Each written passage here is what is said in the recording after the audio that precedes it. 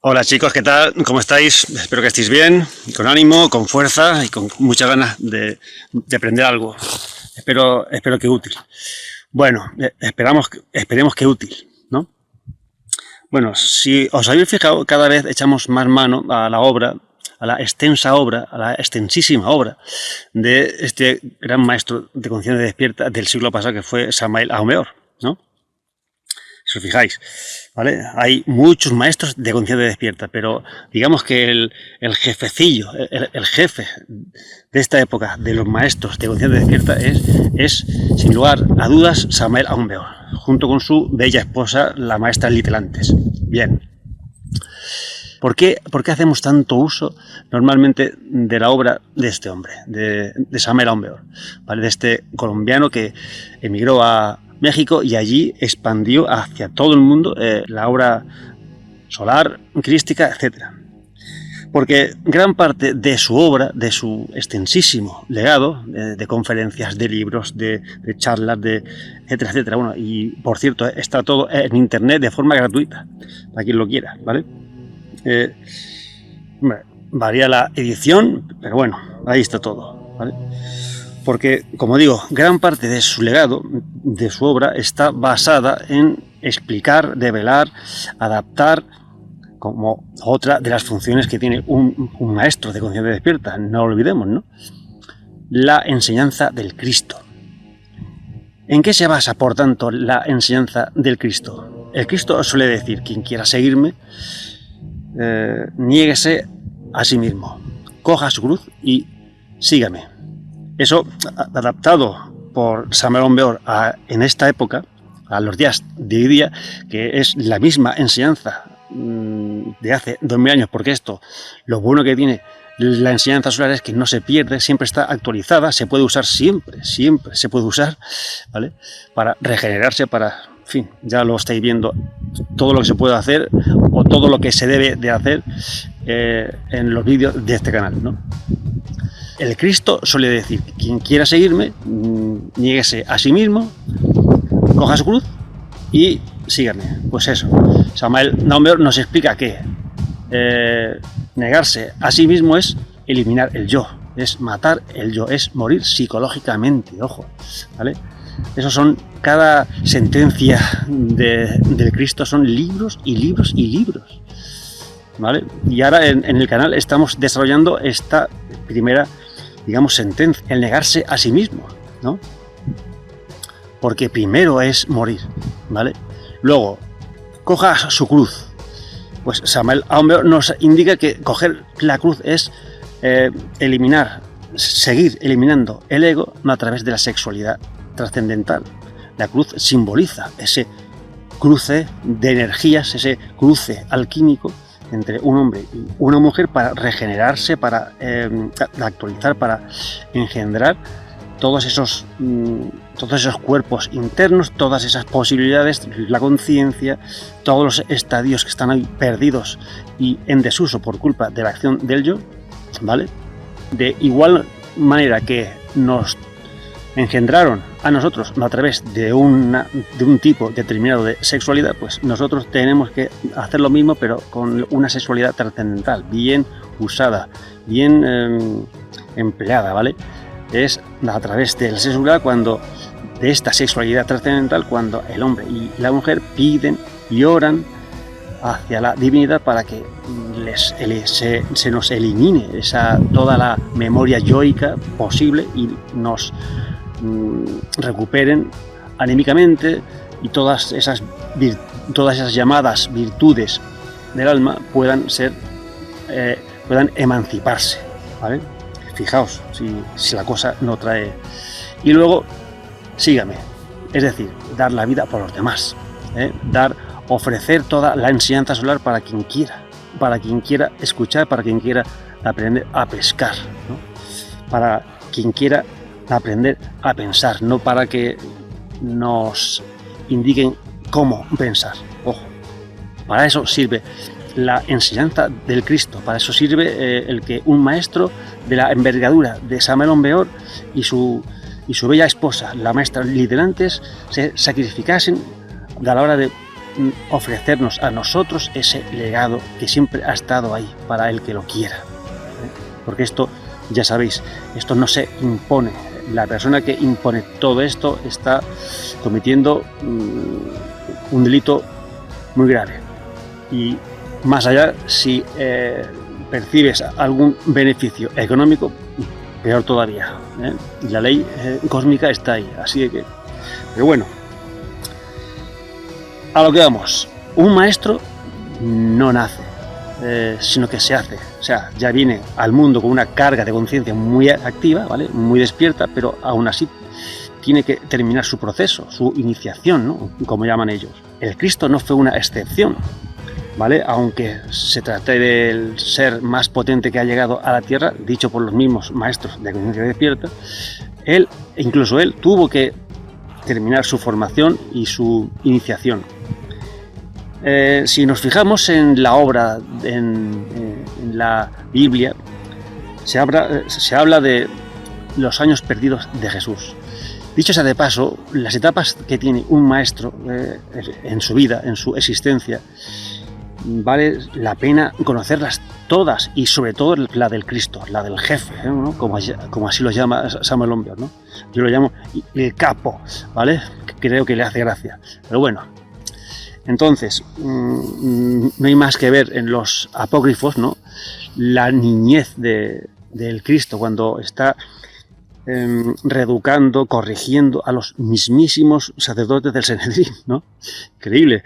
Luego está la etapa que tiene en Egipto, de la que ya hemos hablado un poco aquí por encima.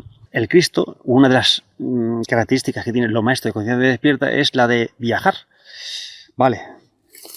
Y luego, lo que es de lo que se basa este vídeo es los llamados años perdidos de Jesús, que es la etapa que comprende de los 13 o los 14 años hasta los 30. Ahí, si nos fijamos en la Biblia y en los textos canónicos, bueno, en fin, se nos dice que no se sabe nada. Por eso lo llaman así, los años perdidos de Jesús. Vale, pues ahora vamos a explicar eso de los años perdidos de Jesús, ¿vale? Como otro misterio más para indagar, para aclararnos, para ver, para enriquecernos, para aprender, ¿no? Todo un misterio.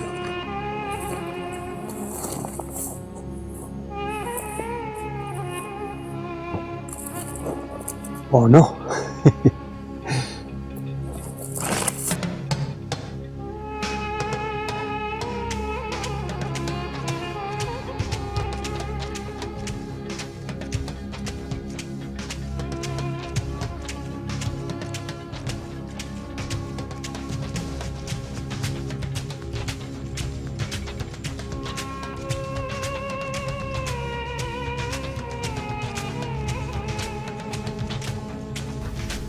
Realmente hay muchos trabajos al respecto en las redes sociales sobre los años perdidos de Jesús. Nosotros para ello presentaremos las fuentes de donde nos hemos nutrido a la hora de llevar a cabo esta investigación. Visitaremos los supuestos lugares y culturas con las que se encontró el Cristo y finalmente dilucidaremos qué fue lo que trajo a Occidente como gran enseñanza de lo que luego serviría de base a su evangelio: morir, nacer y sacrificarse por la humanidad doliente. Ya hemos comentado que en la Biblia llaman la época comprendida entre los 14 años a los 30 de la vida del Cristo como los años perdidos de Jesús. Estos son los personajes y maestros de los que nos serviremos para llevar a cabo esta investigación.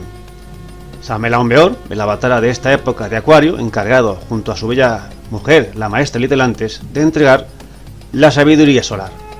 Nicolás Notovich, un periodista y aventurero ruso. Yogananda, discípulo de Sivananda, ambos grandes maestros hindúes, encargados de aproximar la enseñanza yógica en Occidente. Abhedananda, discípulo de Ramakrishna, otro de los muchos maestros fundamentales que surgieron en India. Nicolás Roerich, un artista y compositor también de origen ruso que plasmó en sus pinturas al Cristo recorriendo el Tíbet. Iremos mostrando algunas de sus cuadros. Para iniciar nuestro viaje, partiremos de un párrafo que hallamos en uno de los muchos libros de Samuel Longbeo. En su libro Misterios Mayas, en el capítulo 43, Últimos momentos de Jesús en Egipto, podemos leer: pasadas estas cosas, el Maestro Jesús montó en su camello y se alejó de las pirámides. Luego estuvo en la tierra sagrada del Indostán, en el Tíbet oriental, y entró a las escuelas de misterios. El Maestro hizo grandes profecías en la India y en el Tíbet. En las nevadas cumbres tibetanas, el Maestro entró en un gran templo de misterios donde hubo grandes reuniones de maestros. Jesús es un verdadero hierofante de los grandes misterios. Después de esta visita regresó a la Tierra Santa. Por aquel tiempo Herodes ya había muerto. ¿Pero qué es el Indostán? El Indostán es esa zona que aparece muchísimo en los libros de esoterismo, si nos fijamos, ¿vale? Vamos a ver qué países lo componen. Veamos qué es el Indostán y qué países lo componen. De esta manera tendremos mejor perspectiva del increíble viaje del Cristo por aquella zona. Como vemos, es una amplia área asiática que comprende India, Pakistán, Bangladesh, Sri Lanka, las Maldivas, Bután y Nepal. Bien, no hay mal que por bien no venga. Y es que siempre hay que sacar partido de aquello que nos ocurre, ya sea bueno o malo. Por otro lado, resulta que nuestro amigo Nicolás Notovich, un periodista y aventurero ruso, visitando la región de Cachemira, se enteró de la leyenda del santo Isa. Os lo comento a grosso modo, si no sería un poco largo, y en el libro de este hombre tenéis todos los detalles. Notovich se dirige al foco de donde se origina aquella leyenda. Como os digo, fue al gran monasterio de Emis, en el distrito de Leh, en Cachemira. Sin embargo, para su desgracia, el lama que regía el monasterio le indicó que no podía mostrarle aquellos documentos, ya que estaba prohibido acceder a ellos. Pero el destino nos guarda siempre sorpresas. Durante un paseo a caballo por los alrededores de Cachemira, Notovich sufrió un accidente y se rompió una pierna. Los monjes de aquel monasterio accedieron a cuidarlo. De ahí lo de no hay mal que por bien no venga. Entonces Notovich termina de entablar amistad con el lama que regía el afamado monasterio. Con el transcurrir de los días, este accedió finalmente a enseñarle los manuscritos donde se describía al santo Isa, es decir, Jesús. Isa significa Jesús en árabe. Hoy día, Cachemira es una región que está custodiada nada menos que por China, India y Pakistán, país de fuerte influencia musulmana. Vamos a trazar un recorrido entre las anotaciones de Notovich y las de Samael Aun Weor. En otro de sus muchos libros, llamado El Eterno Femenino, leemos: en el monasterio de Emis, en Leh, Cachemira, colindante con el Tíbet, existe un texto antiquísimo que a la letra dice: cuando Jesús dejó el hogar, en su tierra, primero fue a Egipto, y allí estudió la antigua religión osiriana maya. De Egipto pasó a la India, y en muchas ciudades, incluyendo Benarés y Lahora, estudió las enseñanzas del Buda, Gautama. Después entró al monasterio del Himalaya, donde estudió directamente el maya y sus ciencias cósmicas. Al final de 12 años, se convirtió en un maestro. Con esta animación nos haremos una idea de la envergadura y la ardua travesía que realizó Jesucristo por su viaje a través de India y Nepal. Los maestros nos dicen que el Cristo vive actualmente en el Shambhala, que es una región del Tíbet oriental, es decir, que volvió a aquel lugar tras su resurrección. Para hacernos una idea del comienzo de este relato, ¿no? A través del relato de Notovich, ¿vale? De este periodista y aventurero ruso, cuando los monjes de aquel monasterio le dan los documentos y se los traducen, ¿vale? Para que él los pueda anotar en su libro, en el capítulo 5 empieza así. Fijaos: en su 14º año, el joven Isa, el bendito, llegó a este lado del Sind y se estableció entre los arios, en el país amado por Dios. Bueno, en este primer párrafo, fijaos, ya nos están informando de muchas cosas. El Sind es actualmente el río Indo, de las puertas de la India. Creo que está en Pakistán, ¿vale? Bueno, resulta que los arios, como también lo nombran aquí, somos nosotros. Los arios son aquellos que se salvan o que se merecen ser salvados después de los muchos cataclismos atlantes, como lo último que quedó de la Atlántida, ¿no? Como siempre suele suceder, al final de cada raza se salva de aquella población que se ha ganado pues ser salvada, ¿vale? Ser guiada a zonas que se han librado de la devastación que les ocurre, ¿no? cada X miles de años. Para no enredarme mucho, ¿no?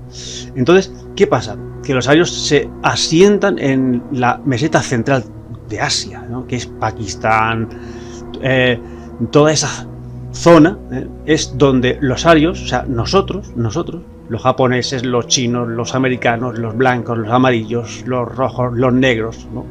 Somos los arios, ¿no? Esta humanidad es la raza aria, lo que llaman los mayas los hijos del quinto sol. ¿Por qué? Porque los arios somos la quinta raza sobre la Tierra.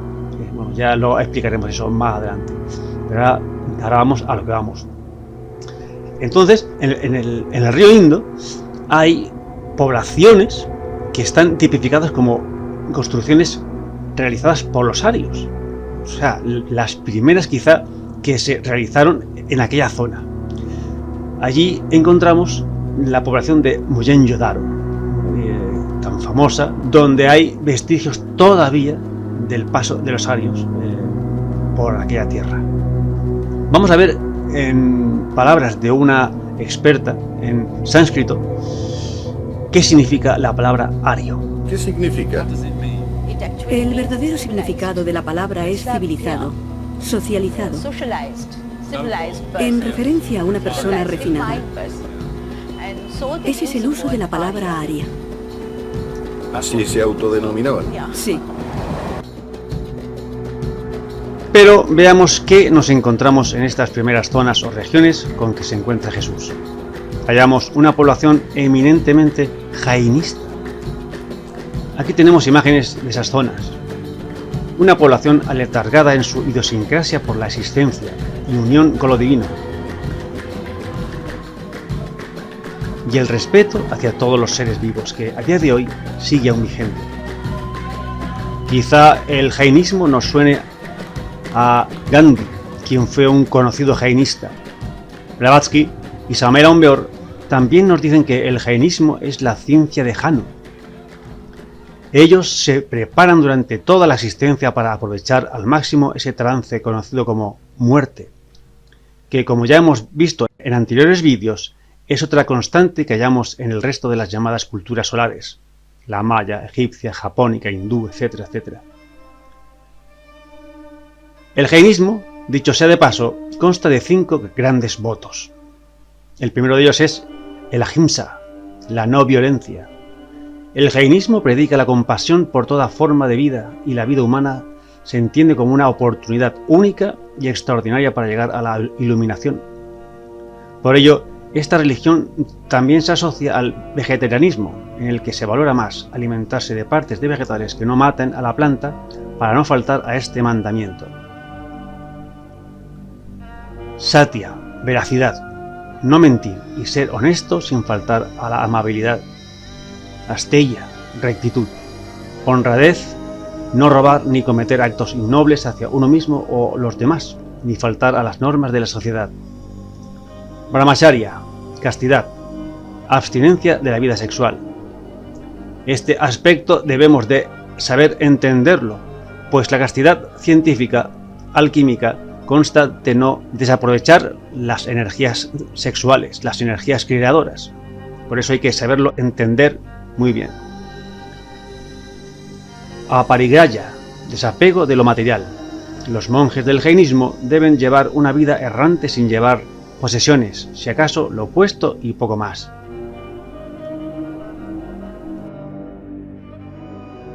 Fijaos si el jainismo respeta la vida, que siempre, actualmente, caminan sobre las rocas, sobre la piedra, porque consideran el estado de mineral el más bajo de la existencia y no dejan de llevar razón, ¿vale? Si nos fijamos, la conciencia se encuentra con la conciencia. Por simple ley de afinidad psicológica o de imantación universal, el Cristo encuentra a los jainistas en medio de su periplo hacia donde él quiere dirigirse, que lo vamos a ver ahora, ¿no? Simplemente por ley de afinidad. Y ahora destacaremos las zonas de Ajanta y Ellora.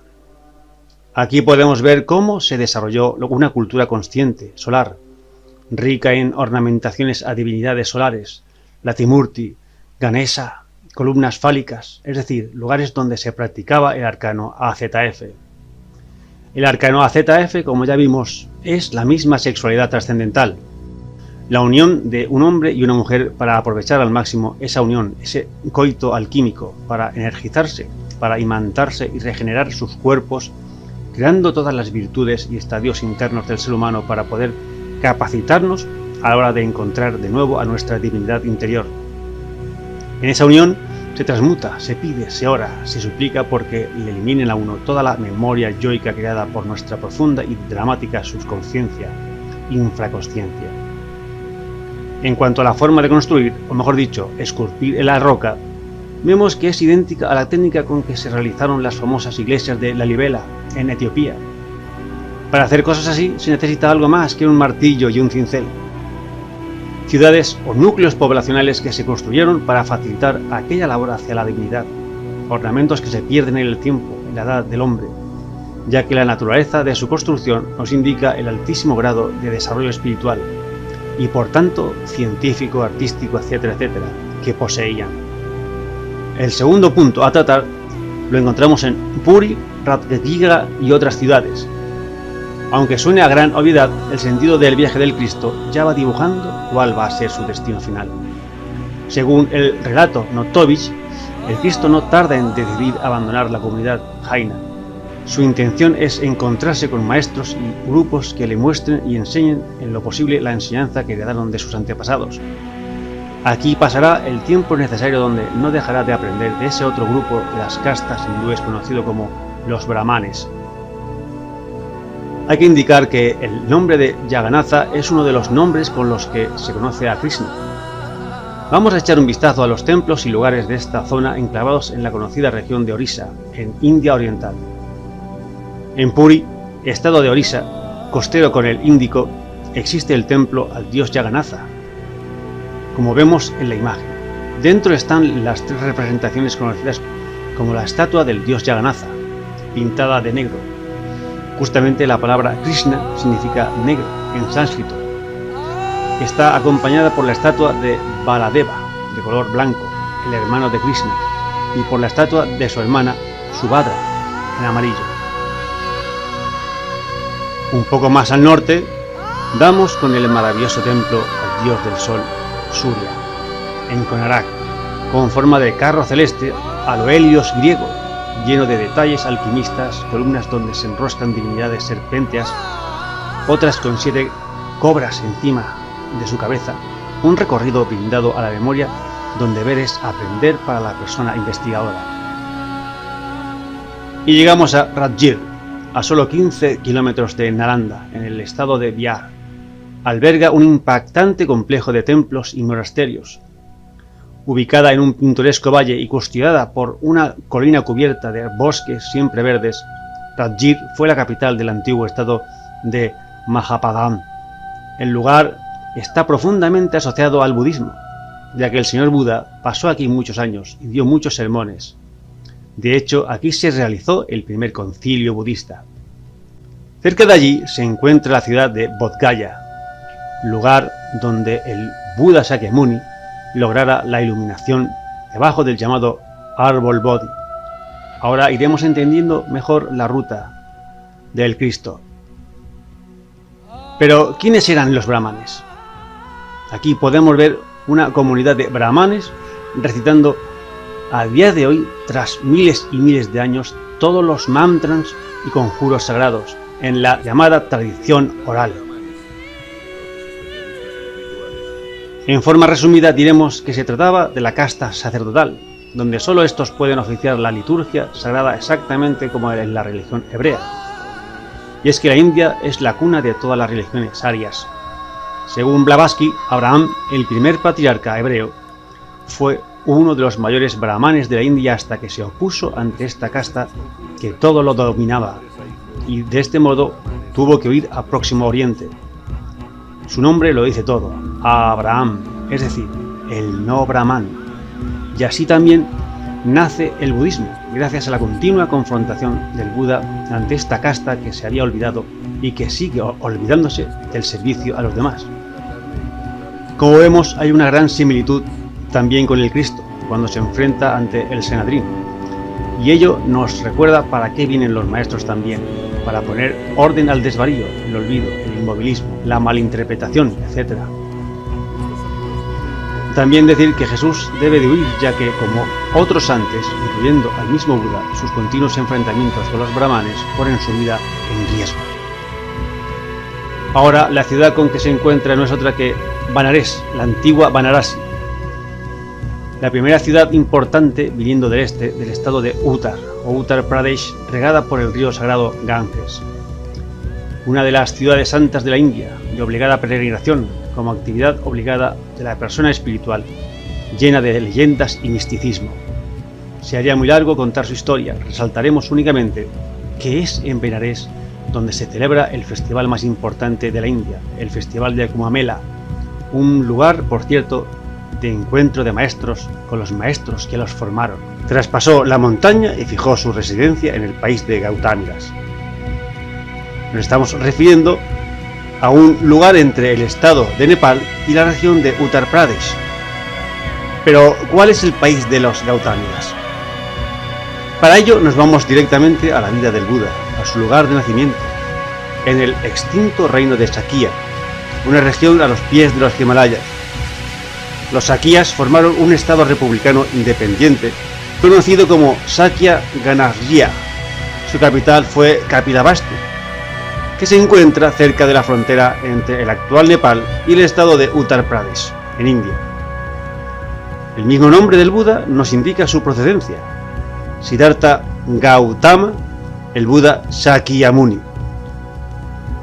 Esto se sabe debido a que se cita en el llamado Canon Pali, es decir, el Tipicat o Tripticat del Pali T3 más el sufijo Pitaka, cestos o canastas, que es la colección de los antiguos textos budistas escritos en el idioma Pali, que constituyen el cuerpo doctrinal y fundacional del budismo Theravada.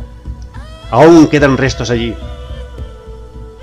Samael Aumbeor nos dice: el gran maestro gnóstico estuvo en Lhasa, capital del Tíbet, sede sagrada del Dalai Lama.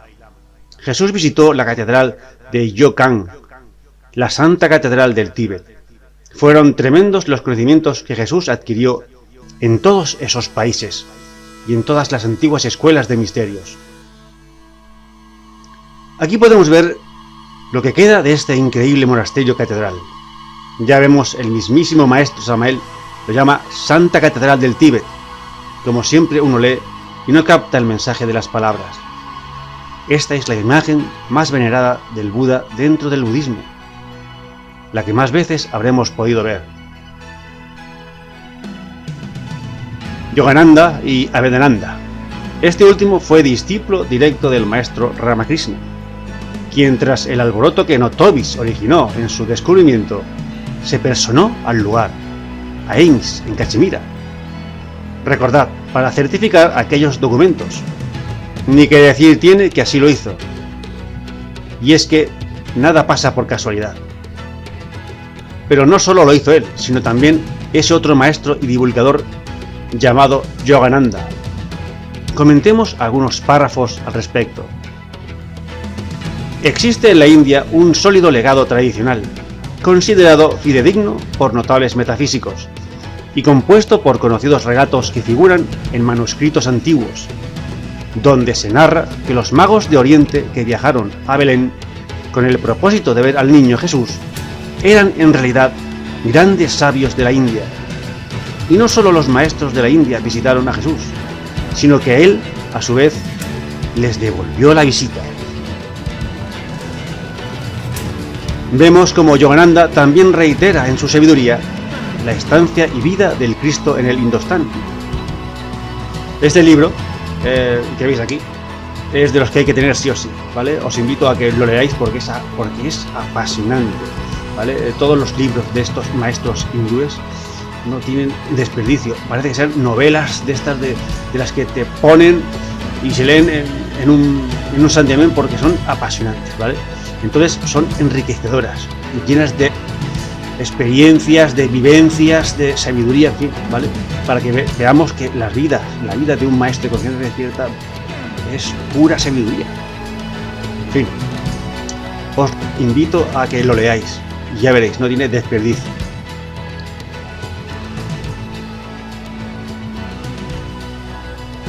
Citaremos ahora un dato, quizá anecdótico, en cuanto a una profecía en el llamado Purana Bhavishya sobre el advenimiento y la llegada del Cristo a India. Situémonos. ¿Qué son los Puranas? Son una parte de esos otros textos llamados los Vedas. No nos detendremos en detallar las escrituras hindúes porque sería algo muy extenso. Aquí tenéis un esquema muy resumido de los textos hindúes más conocidos. A los textos llamados Smruti. Los textos Smruti, lo que se oye, lo que se escucha de sabios a discípulos, los sabios directamente de los dioses. Los hinduistas creen que los Smrutino son creaciones del hombre, no son obras de origen intelectual, sino revelaciones directas de los devas, de los dioses, de las divinidades, a los hombres. Los rishis, sabios o videntes, fueron los intermediarios que captaron esas revelaciones divinas. Estos textos son universales y eternos. No pueden ser interpretados sino seguidos al pie de la letra. Los 4 Vedas. El Rig Veda, el más antiguo, compuesto en la forma más arcaica del sánscrito.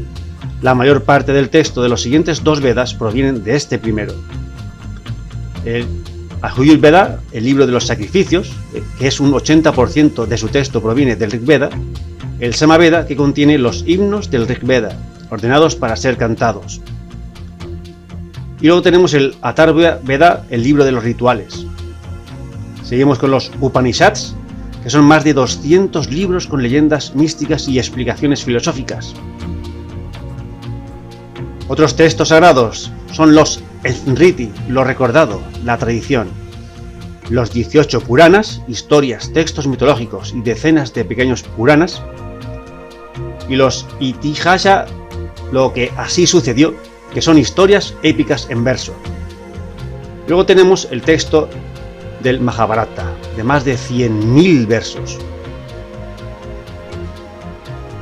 del que se desprende el Bhagavad Gita, capítulo con 700 versos del Mahabharata, considerado como escritura de referencia y veneración por casi todos los hindúes de la actualidad. Y el Ramayana, la épica leyenda del rey dios Rama. Hay que saber que Purana significa antiguo, con la acepción también de que puede ser histórico o historia. Su autor fue otro maestro venerado en India, llamado Vyasa. Bueno, pues hay un Purana llamado Bhavishya Purana, que significa historias del futuro. En este se puede encontrar una mención a un sadhu, que significa santo, llamado Isha, quien sería Jesucristo, que en arameo se habría llamado Ishiu, y en este texto se nombraría en sánscrito como Isa, el Señor, acerca de su encuentro con el rey Sharamaji o Sharamoy, Maharaj de Casimira, luego de su crucifixión y huida del país de los flechas.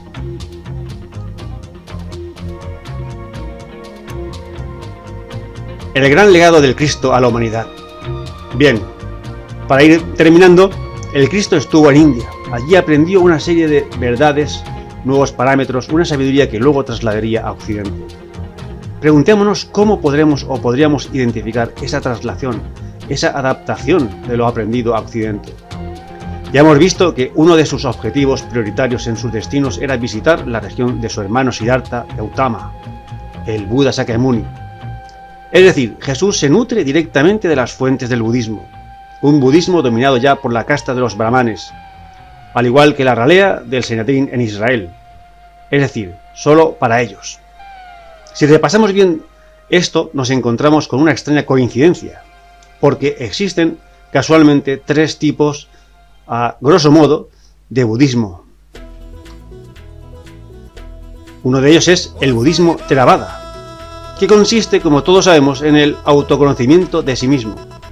Aquí incluiríamos el noble óctuple sendero, las 4 nobles verdades, los 5 agregados, el karma, la ley de la inestabilidad y otras muchas doctrinas.